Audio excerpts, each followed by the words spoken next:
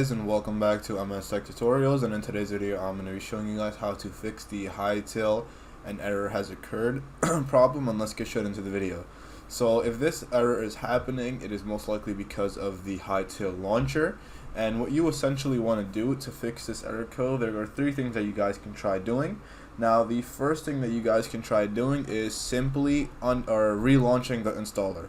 So what you can do is simply just close it, and then what you guys can do is just relaunch it. And I recommend relaunching it with the task manager. So for example, open up the task manager. Let's just say you have Hytale launcher.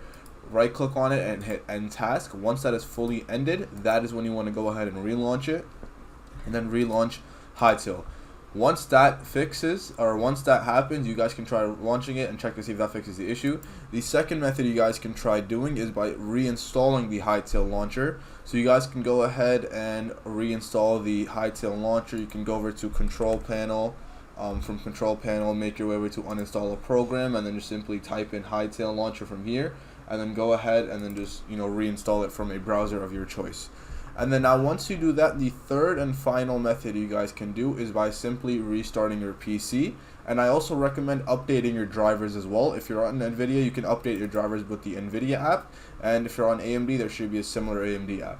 So that should be it for the video. That is how to fix the "an error has occurred" bug for Hytale. So yeah, I hope you guys enjoyed. Thank you guys for watching. Make sure to give the video a thumbs up, subscribe to the channel, and have a great day.